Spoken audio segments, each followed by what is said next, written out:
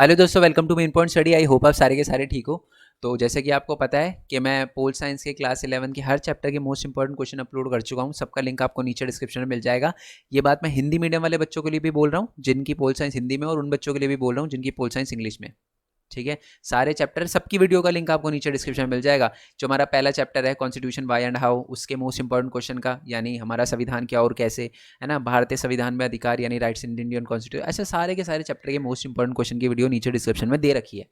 अगर आपने अभी तक ज़्यादा कुछ कवर नहीं करा तो मोस्ट इंपॉर्टेंट क्वेश्चन करके जाओ बिना टेंशन के। आप जितना सोच रहे हो ना उससे ज़्यादा मार्क्स आएंगे अगर आप सिर्फ मोस्ट इंपॉर्टेंट क्वेश्चन की वीडियो देखकर जाते हो। ठीक है।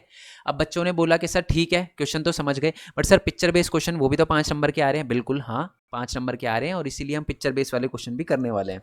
ठीक है, देखो, तो जो भी चैप्टर वाइज जो भी मोस्ट इंपॉर्टेंट पिक्चर है वो सारी की सारी बताने वाला हूँ, साथ में क्वेश्चन भी बताने वाला हूँ। अब ये हिंदी में है, बट समझ रहे हो ये इंग्लिश मीडियम वाले बच्चों के लिए भी वीडियो है, क्योंकि यार पिक्चर है। अब पिक्चर जो है वो हिंदी में क्या इंग्लिश में क्या एक्सप्लेन ही तो करना है, तो इसलिए ये इंग्लिश मीडियम और हिंदी मीडियम दोनों बच्चों के लिए वीडियो है। ठीक है, मैं ट्राई करूंगा बीच बीच में इंग्लिश के वर्ड का भी यूज करूं ताकि आपको क्वेश्चन समझ आ जाए कि इंग्लिश में क्वेश्चन क्या बनेगा और आंसर किस वे में करना है। ठीक है, चलो जी आ जाते हैं पहली पिक्चर पे।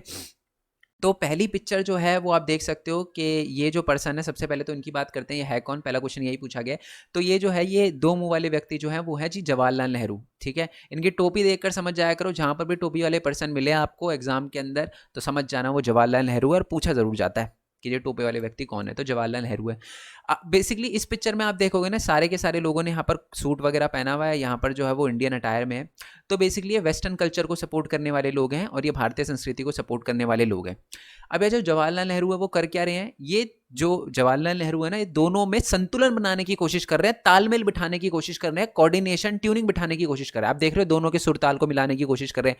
यहाँ ये वंदे मातरम बोल रहे हैं, जनगण मन बोल रहे हैं। तो बेसिकली दोनों के बीच में ट्यूनिंग बिठाने की कोशिश कर रहे हैं कौन, हमारे जवाहरलाल नेहरू जी। ठीक है, क्योंकि आपको पता है कि भारत जब आज़ाद हुआ था तो भारत के आज़ाद होने के बाद हमारे पहले प्रधानमंत्री थे कौन, हमारे जवाहरलाल नेहरू जी। ठीक है जी, ये बात आपको क्लियर हो गई। चलो जी, अब यही क्वेश्चन है, पहला तो यही है कि व्यक्ति के दाई तरफ और बाई तरफ बैठे सदस्य किस किस विचारधारा के हैं। ये जो पश्चिमी सभ्यता को, पश्चिमी जो कल्चर है, संस्कृति है, उसको सपोर्ट करते हैं और ये भारतीय संस्कृति को सपोर्ट करते हैं। नेक्स्ट है दोनों विचारधाराओं को संतुलन करने का संतुलित करने के लिए क्या निर्णय लिया कि इनमें तालमेल बिठाया जाए, और यही निर्णय लिया, दोनों को साथ में लेकर चलने का निर्णय लिया। ठीक है, ताकि दोनों ही नाराज ना हो और दोनों ही साथ में चल सके। चलो अब आ जाते हैं थोड़ा नीचे, मैं इसको धीरे धीरे करूँगा ताकि कोई पिक्चर वगैरह मिस ना हो। ठीक है, चलो यहाँ पर हमारे हुकुम सिंह की एक पिक्चर दे रखी होगी चैप्टर नंबर 2 में। आगे जी चैप्टर नंबर 2, थोड़ा धीरे धीरे चलेंगे। हाँ जी चलो, तो अगर आप देखोगे तो आपको ये पिक्चर ऊपर की तरफ दिख रही होगी 5 नंबर के क्वेश्चन में ये पिक्चर। तो सबसे पहला क्वेश्चन तो है यार, आपकी बुक के अंदर भी ये पिक्चर है, मैंने ना बुक की पीडीएफ वगैरह भी खोल रखी है, आप देखोगे ना तो आपको हुकुमचंद जी की पिक्चर मिल जाएगी आपकी बुक के अंदर।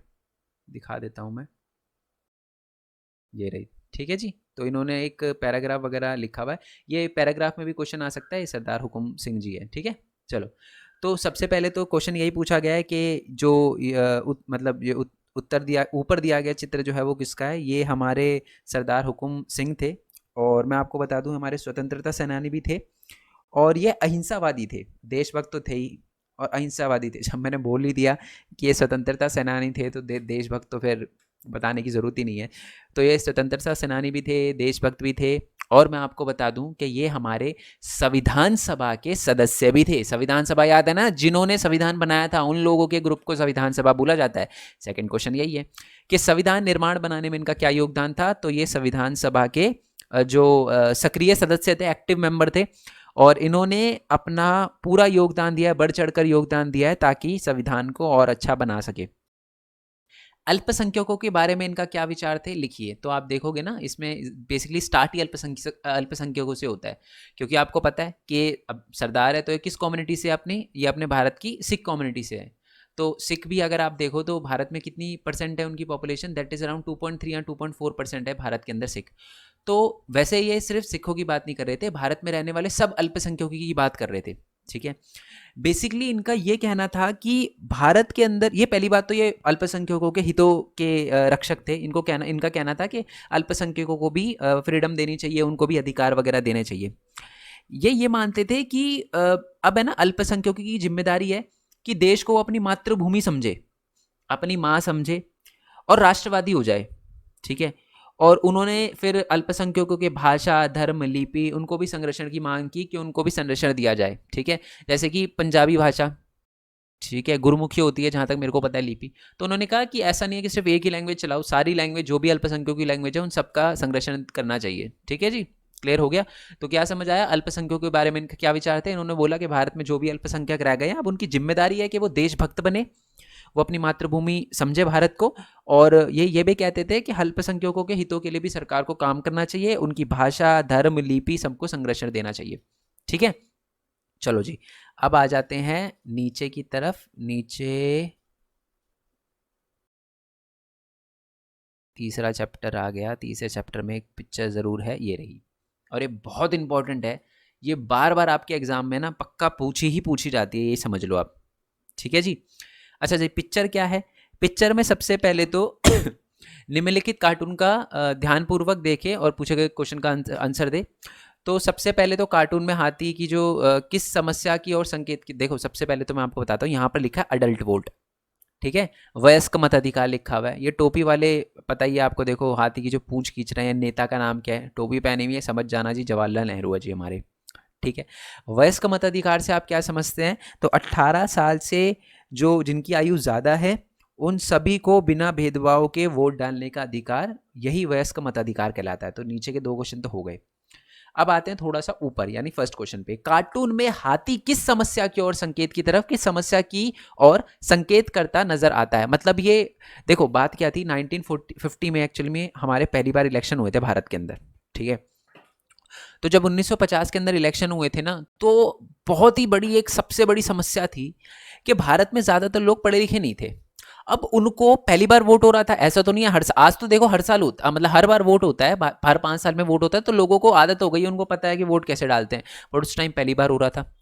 तो सबसे बड़ी समस्या यही थी कि जो बहुत बड़े हमारे आम चुनाव हो रहे हैं, ठीक है, उनमें जो मतलब अनुभवीहीन, यानी अनुभवहीन, जिनको अभी अनुभव नहीं है, एक्सपीरियंस नहीं है जिन मतदाताओं को, ठीक है, उनको कैसे नियंत्रित करके, कैसे कंट्रोल करके ढंग से सफल मतदान कराया जा सके। ठीक है। मतलब कार्टून की तरफ हाथी इस तरफ की, इस चीज की ओर इशारा कर रहा है कि भारत के अंदर जो फर्स्ट इलेक्शन हुए थे उसके अंदर जो लोग अनएक्सपीरियंस थे, ठीक है, उनको ढंग से कंट्रोल करके, ट्रेन करके, कैसे जो फर्स्ट इलेक्शन है उनको सक्सेसफुल इलेक्शन बनाया जा सकता है, इस प्रॉब्लम की ओर इशारा कर रहा है। सेकंड क्वेश्चन ये है कि हाथी की पूंछ खींचकर किस और इशारा किया जा रहा है? तो हाथी की पूंछ खींचकर जवाहरलाल नेहरू जी है वो नियंत्रण, यानी एक तरह से आप कह सकते हो कि जो उनको ट्रेन करना या उनको नियंत्रित करने के लिए आप कह रहे हो उनकी पूंछ खींच रहा है। देखो जब जानवरों की आप पूंछ खींचते हो या पैर मारते हो, तो बेसिकली कंट्रोल करने की बात हो गई कि कैसे आप उनको सिखा सकते हो। तो मतदाता उनको तैयार करने का प्रयास किया जा रहा है यहाँ पर जवाहरलाल नेहरू जी के द्वारा, कि जी ट्रेन किया जाएगा हमारे मतदाताओं को। ठीक है जी, पिक्चर क्लियर हो गई आपको। अब आते हैं जी थोड़ा सा नीचे। ठीक है, नीचे की तरफ आप आ जाओ जी, तो हमें मिलेगी, मैं जल्दी जल्दी इसलिए नहीं कर रहा कोई पिक्चर मिस ना हो जाए। ठीक है, फिर आप गुस्सा वगैरह होगे कि सर पिक्चर छुड़वा दी, है ना, तो इसलिए अपन एक एक चीज़ करेंगे। ठीक है, चलो।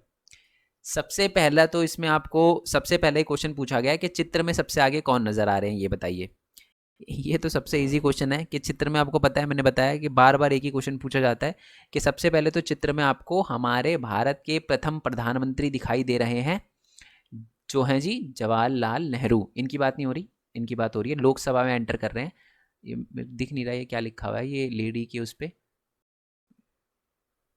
चलो काट के देख लेते हैं क्या लिखा हुआ है।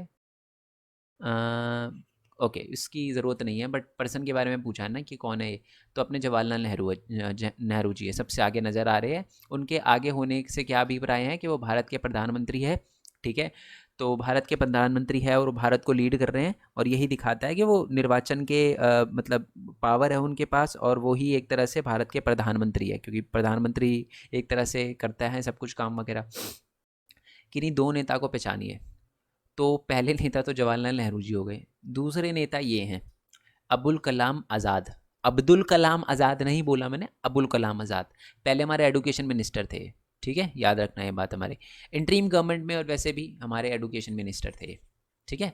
क्या कहते हैं उसको, एडुकेशन मिनिस्टर को शिक्षा मंत्री, ठीक है।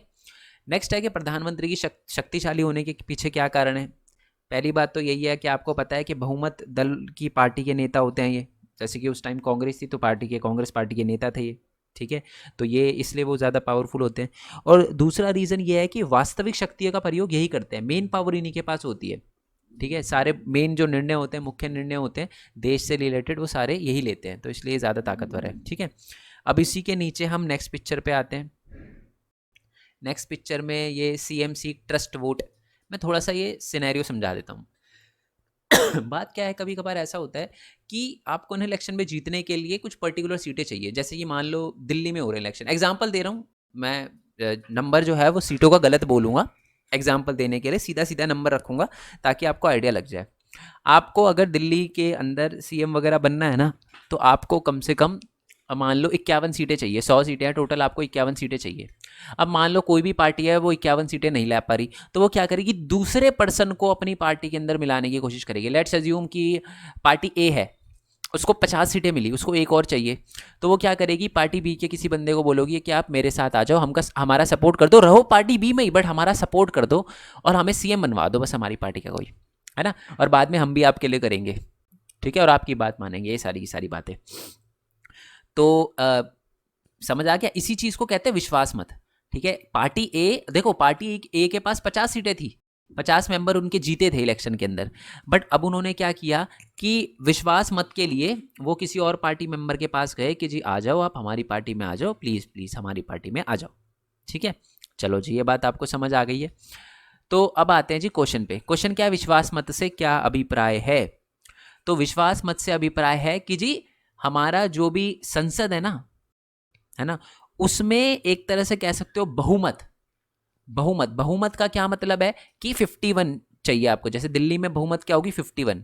तो बेसिकली विश्वास मत का होता है कि विश्वास मत के सिंपल बताऊं ना, विश्वास मत का मतलब यही होता है कि आप मेजॉरिटी यानी 51% या जितने भी परसेंट है उतनी सीटें लेकर आ जाओ, इसी को कहते हैं विश्वास। सिंपल है ना, एग्जाम में आप संसद में बहुमत लिख कर आना, मिल जाएंगे नंबर, ठीक है। चलो जी, ये समझ आ गया आपको। अब नेक्स्ट क्वेश्चन क्या है, सामूहिक उत्तरदायित्व का क्या मतलब है। नाम से ही आपको पता चल रहा है, सामूहिक उत्तरदायित्व यानी संसद के प्रति जवाबदेही, क्योंकि यहाँ देखो विश्वास मत क्या होता है, संसद में बहुमत, और सामूहिक उत्तरदायित्व का मतलब क्या होता है कि संसद के प्रति उत्तरदायी। क्योंकि देखो आप संसद के प्रति तो उत्तरदायी होते हो, जो भी क्वेश्चन पूछे जाते हैं स्टेट की असेंबली में, है ना, तो उसका CM से ही पूछे जाते हैं और CM उसको उत्तर देता ही देता है, यानी जवाबदेह होता है।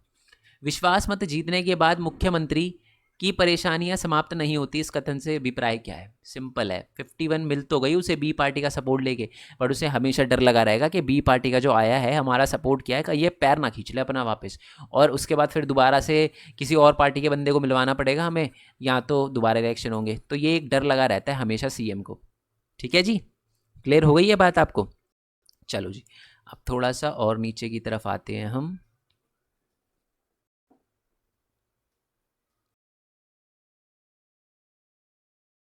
ओके, ये हम आ गए नेक्स्ट वाली पिक्चर पे, ठीक है जी। सबसे पहले तो ये पिक्चर आपको दिख रही होगी, इस पिक्चर में क्वेश्चन नहीं है, ऊपर ही है, ऊपर ही क्वेश्चन पूछा गया है कुछ। चलो, क्वेश्चन क्या पूछा गया है, क्वेश्चन ये है कि भारत के द्विसदनात्मक विधायिका जो है वो कहाँ कहाँ पर है, ये वाला क्वेश्चन आपसे पूछा गया है। और इसका आंसर जहाँ तक मेरे को पता है कि आपको आना चाहिए, वैसे मैक्सिमम बच्चों को इसका आंसर आता ही है। आपको पता है कि हमने मोस्ट इंपॉर्टेंट क्वेश्चन वाली वीडियो में भी यही क्वेश्चन देखा था, ठीक है।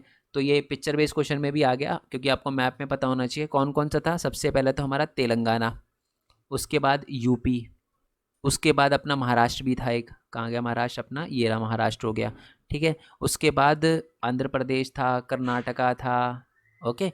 हमारा यही थे सारे के सारे। वैसे तो अब जम्मू कश्मीर भी है, क्योंकि वो भी अब एक द्विसदनात्मक का स्टेट है, बट आप ये लिख कर आना। ठीक है जी, क्लियर हो गया आपको? तो ये सारे के सारे हमारे द्विसदनात्मक वाले हैं, जहाँ पर द्विसदन है। ओके, नेक्स्ट वाले क्वेश्चन पे आते हैं हम। ओके, अब कुछ बच्चे बोलेंगे सर हमारी बुक में 7 लिखे हुए हैं, पुरानी बुक हो सकती है आपकी, तो वो देख लेना कि नहीं हुआ आपकी। ठीक है, चलो नेक्स्ट वाले क्वेश्चन पे आते हैं। नेक्स्ट वाला ये जो है इसे कहते, देखो वॉकआउट। वॉकआउट का क्या मतलब होता है? बहुत सारे अपोजिशन पार्टी के मेंबर होते हैं ना, उनको जब पार्लियामेंट में कोई बात अच्छी नहीं लगती ना, तो वो वॉकआउट कर जाते हैं। क्वेश्चन पहला ही पूछा हुआ है, वॉकआउट यानी उठ के चले जाते हैं, वॉक आउट, पार्लियामेंट से बाहर निकल जाते हैं, उनको बात कोई ऐसे क्लास में आपको अच्छा नहीं लग रहा, आप बाहर चले गए। ठीक है, तो क्या ये सही बात है? नहीं। पार्लियामेंट जो होता है ना, पहली बात तो सीधा आपको लिखना है कि जो वॉकआउट है वो एक सही तरीका नहीं है, क्योंकि बेसिकली संसद का मतलब ये होता है जहाँ पर वाद विवाद हो, चर्चा हो, बहस हो, सहमति हो, असहमति हो। तो जब आप चले ही जाओगे तो क्या वाद विवाद करोगे? ठीक है, पार्लियामेंट का रिलेवेंस ही खत्म हो जाता है। ठीक है, तो ये खराब है ना। लोगों ने आपको भेजा है ताकि आप उनकी बातें जो हैं वो पार्लियामेंट में जाके रख सको, बहस कर सको, उनके लिए काम कर सको। आप पार्लियामेंट से ही बाहर निकल जा रहे हो तो फ़ायदा क्या? तो ये जो वॉकआउट है, सदन से वॉकआउट एक अच्छा तरीका नहीं होता, क्योंकि सदन का मतलब ये होता है जहाँ पर वाद विवाद हो, चर्चा हो, बहस हो। और जब आप और वॉकआउट करना समस्या का समाधान नहीं है, तो उसका समाधान ढूंढने के लिए आपको वॉकआउट नहीं करना चाहिए। ठीक है, नेक्स्ट क्वेश्चन है कि अध्यक्ष सदस्यों को सदन से किस प्रकार आउट कर सकते हैं? मतलब एक चीज़ और भी बताता हूँ, जो अध्यक्ष होते हैं ना, स्पीकर, आप कहते हैं ना, आप कभी बताइए लोकसभा इलेक्शन, आप एक काम करना कि लोकसभा खोल, वैसे तो लोकसभा मिलेगा नहीं आपको, आप एक काम करना, यूट्यूब पे लोकसभा लिखना, लोकसभा स्पीच लिखना, तो आपको बहुत सारी स्पीच मिलेगी, जहाँ पर है ना वो क्या करते हैं, जैसे वो बार बार बोलते, सर मैम नहीं बोलते, बोलते speaker sir, speaker sir, speaker ma'am. ठीक है, तो बेसिकली जो सीट पे बैठे होते हैं ना, उनको कहते हैं स्पीकर सर। और वो भी कभी कभार है ना मेंबर को बाहर निकाल सकते हैं। कब बाहर निकाल सकते हैं? जब वो एक तरह से ढंग से, एक तरह से आप लिख सकते हो कि अनुशासन का पालन ना कर रहे हो, कोई गलत बात बोले जो कि अच्छी नहीं है, जो संसद के लिए अच्छी नहीं है, तो वो कह सकते हैं कि जी बाहर निकल जाओ। ठीक है, तो इन केसेस में जो हमारे सदन के अध्यक्ष हैं वो बाहर निकाल सकते हैं। ठीक है, चलो नेक्स्ट है कि सदस्यगण वॉकआउट जैसे व्यवहार क्यों करते हैं, अपना विचार प्रस्तुत करें। देखो, सदन के सदस्य वॉकआउट इसलिए कब करते हैं? जब उनको कोई बात सदन की अच्छी नहीं लगती, तो वो वॉकआउट कर जाते हैं। जब उनको जीते हुए नेता की कुछ बात अच्छी नहीं लगती और उनको पता है कि ये बिल पास हो जाएगा, क्योंकि जो जीती हुई पार्टी है उनके पास ज़्यादा मेंबर है, ठीक है, तो वो वॉकआउट कर जाते हैं जब उन्हें पार्लियामेंट के अंदर, सदन के अंदर कोई बात अच्छी नहीं लगती। क्या ये सही तरीका है? नहीं है, बिल्कुल भी सही तरीका नहीं है। ये बात नहीं है कि अगर आपको कोई बात अच्छी नहीं लगी तो आप निकल जाओ, ये बात बिल्कुल भी अच्छी नहीं है। ठीक है, चलो जी, अब नीचे आ जाते हैं। यार मैं जल्दी जल्दी करके कोई क्वेश्चन ना छूट जाए, बस यही थोड़ा सा। हाँ चलो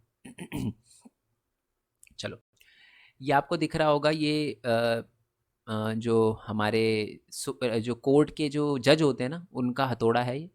कैसे पता मेरे को? लिखा है ऑर्डर ऑर्डर ऑर्डर। हड़ताल पे ताला लगा रहे हैं ये। डाक हड़ताल, कोर्ट ने हस्तक्षेप किया।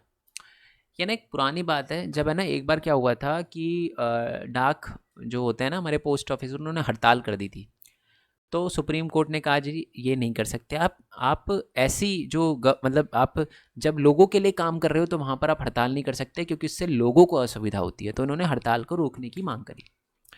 उपरोक्त चित्र में जो न्यायपालिका है, यानी जो हमारी कोर्ट वगैरह है, वो किस पर हस्तक्षेप कर रही है? तो हमारी जो कोर्ट वगैरह है वो ये बोल रही है कि आप क्या नहीं कर सकते, आप डाक हड़ताल नहीं कर सकते। तो डाक हड़ताल के विषय पर हस्तक्षेप कर रही है, यहाँ पर लिखा हुआ भी है डाक हड़ताल। नेक्स्ट क्वेश्चन पे आते हैं, न्यायपालिका के हस्तक्षेप से क्या लागू हुआ? न्यायपालिका के हस्तक्षेप से क्या लागू हुआ? न्यायपालिका जनता, आप कह सकते हो कि लागू क्या हुआ, बेसिकली जनता की सुविधा के लिए न्यायपालिका ने हस्तक्षेप किया। न्यायपालिका के हस्तक्षेप से क्या लागू हुआ या क्या निर्णय निकला? तो जनता की सुविधा के लिए न्यायपालिका ने, आप कह सकते हो कि हस्तक्षेप किया। ठीक है, हस्तक्षेप करते हुए न्यायपालिका ने क्या निर्णय लिया? न्यायपालिका ने यही निर्णय लिया कि जो सामाजिक हित से संबंधित जो भी विभाग होते हैं, जो भी गवर्नमेंट से रिलेटेड होते हैं, जहाँ लोग डायरेक्टली इम्पैक्ट होते हैं, उनको हड़ताल नहीं करनी चाहिए। नहीं कर सकते ये नहीं बोला, नहीं करनी चाहिए, क्योंकि इससे लोगों को असुविधा होती है। क्योंकि हड़ताल तो जो मर्जी कर सकता है, कोई भी कर सकता है, आप उसको रोक नहीं सकते, बट नहीं करनी चाहिए क्योंकि इससे लोगों को असुविधा होती है। ठीक है जी, ये क्लियर हो गया। अब आ जाते हैं जी थोड़ा सा नीचे। हाँ, ये ऊपर पिक्चर दे रखी है। ठीक है, राज्यपाल की नियुक्ति कैसे होती है? तो राज्यपाल की नियुक्ति जो है वो, राज्यपाल आपको पता है ना, एक तो स्टेट में सीएम होता है और एक राज्यपाल भी होता है जिसको गवर्नर कहते हैं। तो गवर्नर की नियुक्ति कौन करता है? राष्ट्रपति करता है। ठीक है, और केंद्र सरकार करती है वैसे तो, बट शपथ वगैरह दिलवाने का काम आप कह सकते हो कि हमारे राष्ट्रपति का होता है। ठीक है, कार्टून के अनुसार राज्यपाल की नियुक्ति से क्या आशय है? यहाँ पर आप देख सकते हो कि जी जो हमारे प्रधानमंत्री जी हैं वो लात मार रहे हैं। लात मारने से क्या मतलब है, क्या दिखाया गया है कि जो हमारे राज्यपाल होते हैं उसे कभी भी हटाया जा सकता है और उनकी जगह कभी भी चेंज करी जा सकती है केंद्र सरकार द्वारा। ठीक है, तीसरा क्वेश्चन है, क्या राज्यपाल की नियुक्ति हमेशा इसी प्रकार होती है? बिल्कुल इसी प्रकार होती है।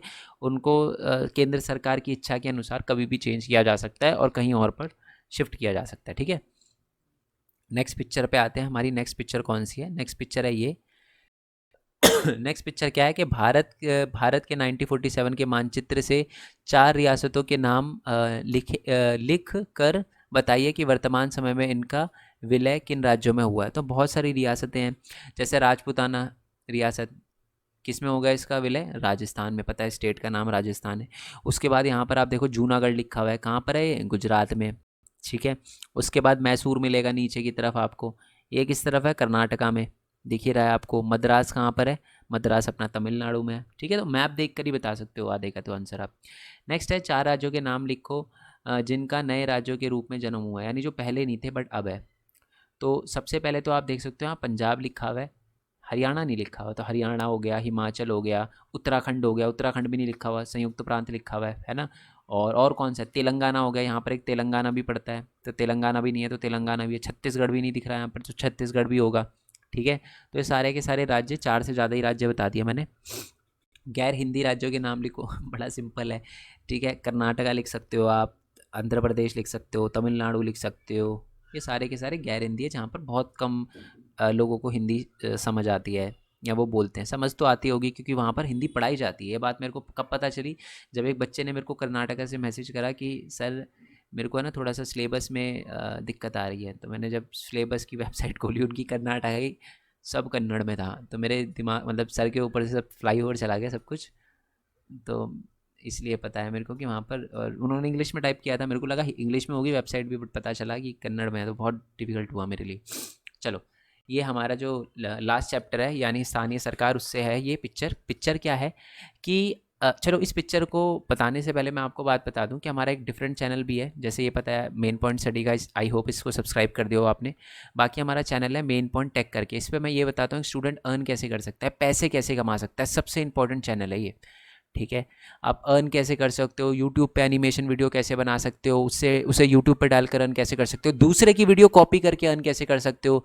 ठीक है, मैंने अपनी पहली अर्निंग के बारे में भी बताया है, मैं यूट्यूब से कितना अर्न करता हूँ मंथली, ये भी बताया है। ठीक है, और साथ ही मैंने ये भी बताया है कि आप यूट्यूब पर मतलब वेबसाइट कैसे बना सकते हो और उससे अर्निंग कैसे कर सकते हो, फ़ोन से एनिमेशन वीडियो बनाकर यूट्यूब पे कैसे अपलोड कर सकते हो। आप देख सकते हो 1,88,000, बहुत सारे बच्चों को ये वीडियो पसंद आई है, फ़ायदा हुआ है। बहुत सारे बच्चे भेजते भी हैं कि सर ये एनिमेशन वीडियो बनाई है, यूट्यूब पर डाल सकते हैं। बिल्कुल डाल सकते हो यार। और सिर्फ आप देख सकते हो 60 वीडियो है इस पर और सब्सक्राइबर 18,000 है। तो बच्चों की बहुत हेल्प हुई है। तो इस चैनल को आप अभी नहीं, एग्ज़ाम के बाद अभी तो नहीं, एग्ज़ाम के बाद इस पर आ जाना और जितनी भी वीडियो दे रखी है सारी देखनी है, क्योंकि मेन मोटिव हमारा ये है कि बच्चे थोड़ा फाइनेंशियल अर्निंग भी करें। ठीक है, बहुत सारे बच्चे ऐसे होते हैं 12th के बाद उनको फिर समझ ही नहीं आता कि क्या हो रहा है क्या नहीं हो रहा। ठीक है, मैं बताऊंगा मेरे कहने का मतलब क्या है, बट कुछ बच्चे ऐसे होते हैं जिनको जॉब करनी पड़ती है क्योंकि फैमिली से बर्डन आता है कि बेटा पैसे कमाओ अब। तो आपको ऐसा ना करने पड़े, इसके लिए आप 11th-12th में थोड़ा बहुत, ज़्यादा नहीं, आप एक साल में अगर $200-300 भी कमा रहे हो ना, बहुत है। ठीक है, और ये ब्लॉगिंग और गेमिंग चैनल को भी आप सब्सक्राइब कर सकते हो। अब आ जाते हैं नीचे। पहला क्वेश्चन है कि इस चित्र में क्या लिखा हुआ है? ये लिखा हुआ है कि हमारे गांव में हमारा राज, ये लिखा हुआ है। बुक के अंदर आप देखोगे पेज नंबर 188 पे आ जाना, मिल जाएगी आपको ये पिक्चर। इस चित्र में जो लिखा है उससे आप क्या समझ पा रहे हो, उससे ये बेसिकली इस पिक्चर में ये बताया गया है कि हमारा गांव हमारा राज्य, इसमें स्थानीय सरकार की बात करी गई है कि स्थानीय सरकार में क्या होता है कि जो गांव के लोग हैं वो ये कह रहे हैं कि हमारा, अगर यहाँ पर ये हमारा गांव है तो हमारा ही राज्य होना चाहिए, हमारा ही राज होना चाहिए यहाँ पर। ठीक है, यानी जो भी यहाँ के पंच वगैरह हो, सरपंच हो, वो हमारे ही गांव से होने चाहिए, एक तरह से आप ये कह सकते हो। स्थानीय शासन की मदद से क्या इस उद्देश्य को पूरा किया जा सकता है? बिल्कुल, बिल्कुल किया जा सकता है। स्थानीय शासन का मतलब ही यही होता है जिसमें जो स्थानीय लोग हैं उनके शासन की बात करी गई है।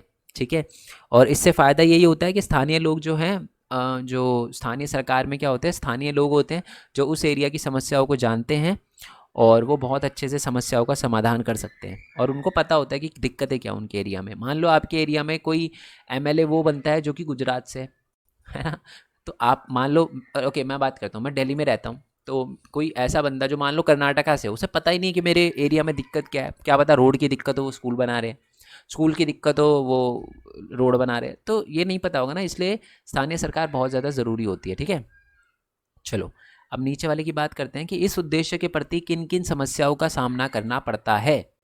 कौन कौन सी समस्याओं का सामना करना पड़ता है जी स्थानीय शासन यानी स्थानीय सरकारों को, ठीक है, एमसीडी वगैरह को। तो पहली बात तो यह है कि कभी कभी धन की समस्या होती है, पैसे की बहुत प्रॉब्लम होती है इनको, क्योंकि स्टेट फंड करती है तो ये कम देते हैं स्टेट गवर्नमेंट इनको पैसे। कभी कभार जो राज्य सरकार और केंद्र सरकार वो भी हस्तक्षेप करने की कोशिश करती है कि नहीं नहीं हम करेंगे ये, है ना। और कभी कभार ऐसा होता है खर्चे ज़्यादा हो जाते हैं, ठीक है, वो भी एक बहुत बड़ी प्रॉब्लम आ जाती है, स्टेट गवर्नमेंट पूछते हैं कि जितने कहाँ खर्च कर रहे हो आप। ठीक है, तो ये सारी की सारी समस्याएं, आई होप ये आपको अच्छे से क्लियर हो गई हो। बाकी आप अगर देखो, मैं बता देता हूँ, ये सपोर्टिंग मटेरियल है, ठीक है।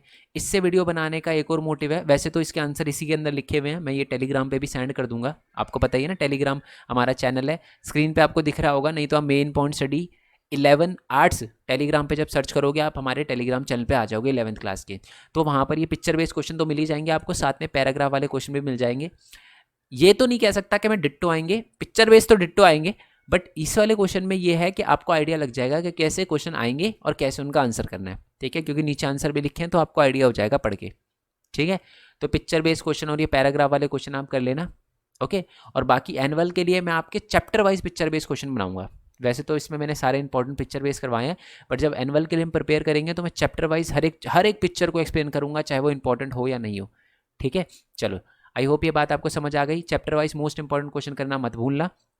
अगर किसी पिक्चर में क्वेश्चन दिक्कत आ रही है तो नीचे कमेंट बॉक्स में पेज नंबर लिख देना कि सर पेज नंबर पे ये पिक्चर दे रखी है, ये समझ नहीं आ रही, तो मैं नीचे कमेंट बॉक्स में आपका आंसर कर दूंगा। क्योंकि अगर इसके अलावा यानी जो पिक्चर बेस वाले क्वेश्चन करे हैं, अगर उसके अलावा भी आप किसी पिक्चर को प्रिपेयर कर रहे हो और वहाँ दिक्कत आ रही है तो मेरे को ज़रूर बताना। ठीक है, बाकी मिलते हैं जी नेक्स्ट वीडियो में, तब तक के लिए थैंक यू सो मच। बाकी चैनल को सब्सक्राइब करना मत भूलना, मेन पॉइंट स्टडी को सब्सक्राइब करना मत भूलना, क्योंकि इतना जितना मैं आया हूँ ना 188 पर, वो सिर्फ आपकी वजह से है, और मेरे को पता है कि 2 लाख भी होंगे। और याद है मेरे को अभी भी है ना, 100 सब्सक्राइबर भी बिलीव नहीं हो रहा था मेरे को कि मेरे हो सकते हैं, और आज 2 लाख होने वाले हैं। ठीक है, तो चैनल को सब्सक्राइब ज़रूर करना, ठीक है, वीडियो अच्छी लगी हो तो। बाकी मेन पॉइंट टेक वगैरह के और ये गेमिंग और ये ब्लॉगिंग चैनल को भी सब्सक्राइब करना। बाकी मिलते हैं जी नेक्स्ट वीडियो में, तब तक के लिए थैंक यू सो मच। जय हिंद, जय भारत, वंदे मातरम। Thanks for your support, bye bye.